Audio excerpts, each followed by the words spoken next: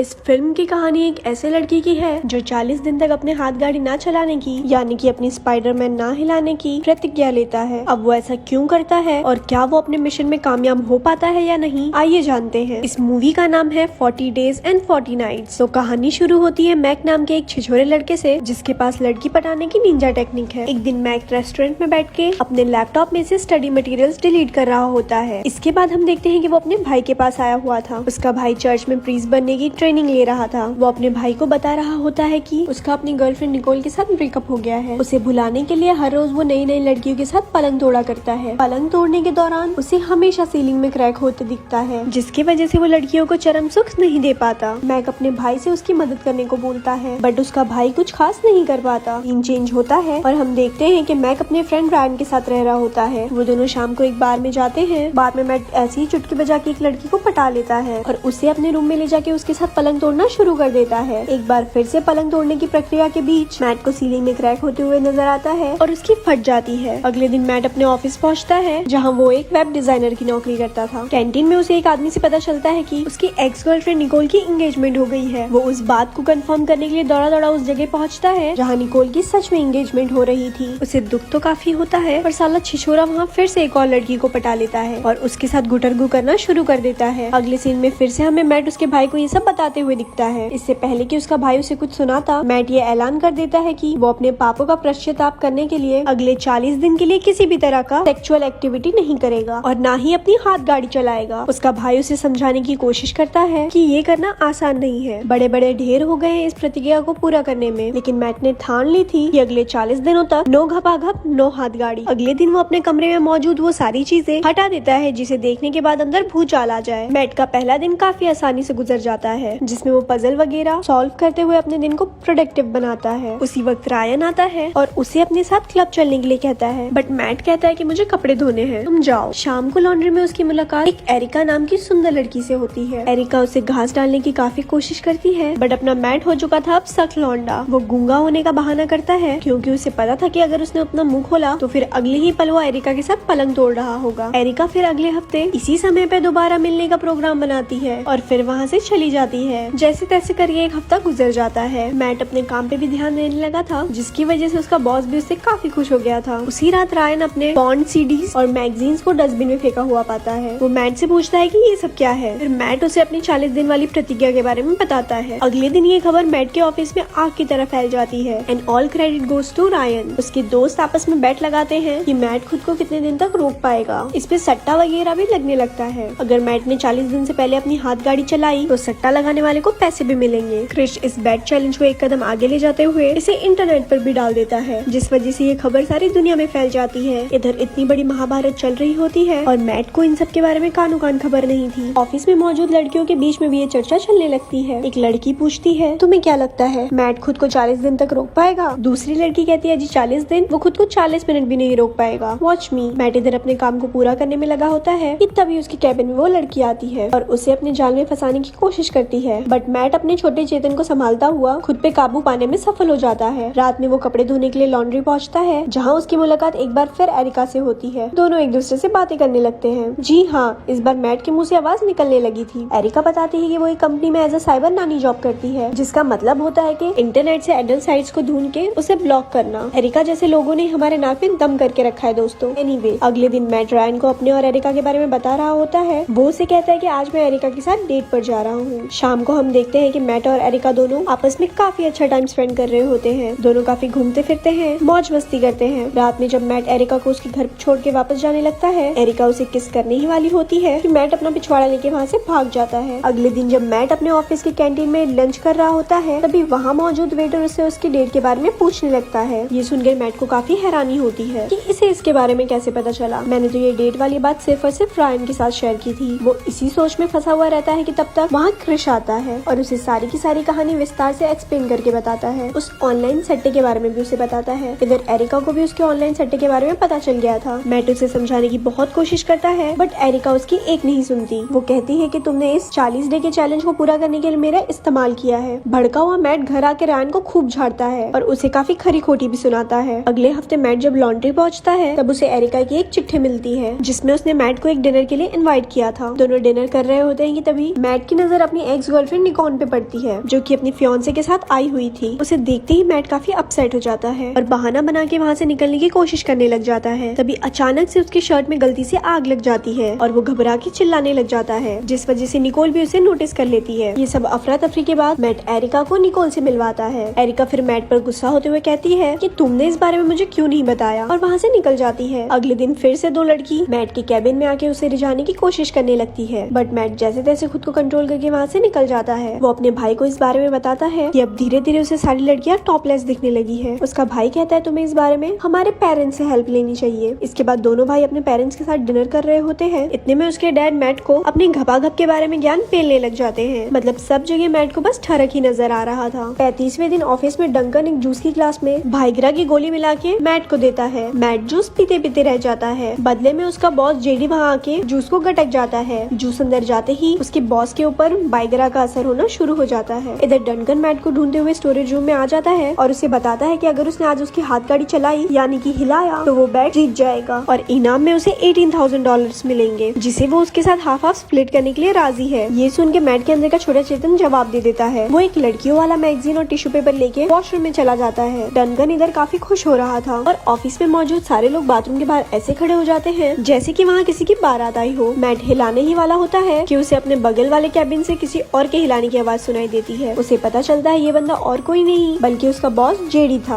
बाइग्रा की वजह से 3 बार उसने लगातार हिला लिया था। मैट बाथरूम की खिड़की से कूदकर भाग जाता है और फिर वो एरिका से मिलने के लिए उसके घर जाता है। एक फूल के सहारे फिर वो दोनों ऐसे ही ऊपर ऊपर से करते हुए सो जाते हैं। सुबह जब एरिका की नींद खुलती है तब तक मैट वहाँ से जा चुका था। अगले दिन मैट को एक प्रेजेंटेशन में जाना होता है। वहाँ पहुँचने पे उसका छोटा चेतन सबको खड़े होकर सलामी दे रहा था। इसी वजह से उसका बॉस जेडी उसे घर वापस भेज देता है। इधर निकॉन मैट से मिलने के लिए उसके घर आती है, जिसे देखकर मैट काफी शॉक हो जाता है। दरअसल निकॉन का उसके फियांसे के साथ ब्रेकअप हो चुका था। इसी वजह से वापस वो मैट के साथ हुकअप करने के लिए आई थी, बट मैट फिर भी नहीं पिघलता। 38वें दिन निकोल फिर क्रिश के पास आती है और पेट लगाती है, जहाँ उसे पता चलता है कि मैट 40 दिन पूरा होते ही एरिका के साथ घपाघप करने का प्लान बना रखा है। अब ये सुनकर निकोल को अंदर ही अंदर काफी जलन होती है और वो कहती है कि 40 दिन पूरा होने से पहले ही वो मैट का पानी निकाल कर ही रहेगी। इधर मैट का छोटा चेतन एनाकोंडा बन चुका था। उसे शांत करवाने के लिए वो उसके ऊपर बर्फ, पानी ये सब का लेप लगाने लग जाता है। 40वें दिन हर लड़की अब मैट को न्यूज दिखने लगी थी। वो ये सबसे बचने के लिए अपने भाई के पास जाता है, बट उसका भाई पहले से ही चर्च में एक नर्स के साथ लपलापाटा कर रहा होता है। वो उसे कहता है कि मुझे हर जगह हेडलाइट्स और बम्पर दिखाई दे रहे हैं, बट उसका भाई कहता है कि मैं खुद पर ही कंट्रोल नहीं कर पा रहा, तो तुम्हारी क्या मदद करूं। उसी दिन मैट घर में खुद पर काबू पाने की कोशिश कर रहा होता है कि तभी रायन वहाँ एक गर्ल को लेके आ जाता है। वो गर्ल भी मैट को रिझाने लगती है। मैट रायन से कहता है कि मुझे बेड से बांध दो ताकि मैं अपने आप पे काबू पा सकूं। रायन भी उसकी इच्छा को पूरी करते हुए उसे बेड से बांध देता है और अपनी गर्ल को वहाँ से लेके चला जाता है। इधर एरिका आज रात होने वाली दंगल के लिए तैयार हो रही होती है। मैट को सपने में काफी गंदे थॉट्स आ रहे होते हैं। दरअसल गाइस निकोल वहाँ आई हुई होती है और मैट को वहाँ बंधा हुआ देख के उसी के साथ जबरदस्ती घपाघप करने लगती है। निकोल को मैट के कमरे से निकलते हुए एरिका देख लेती है और ये सोचती है कि मैट ने उसे धोखा दिया है। फिर वो अपसेट होकर वहाँ से चली जाती है। इस कहानी के कुछ दिन बाद मैट की मुलाकात फिर से एरिका से लॉन्ड्री में होती है। मैट उसे समझाने की काफी कोशिश करता है और आखिरकार एरिका भी मान जाती है। फिर दोनों एक दूसरे को किस करते हैं और रूम में जाके एक दूसरे को पलंग तोड़ प्यार करते हैं। उसके रूम के बाहर हम उसके बाकी दोस्त को देख पाते हैं जो ये बैट लगा रहे थे कि मैट बेडरूम में कितनी देर टिक पाएगा। और दोस्तों मूवी यहीं पर खत्म हो जाती है। ऐसे ही और स्टोरीज सुनने के लिए हमारे पेज को लाइक करें। धन्यवाद।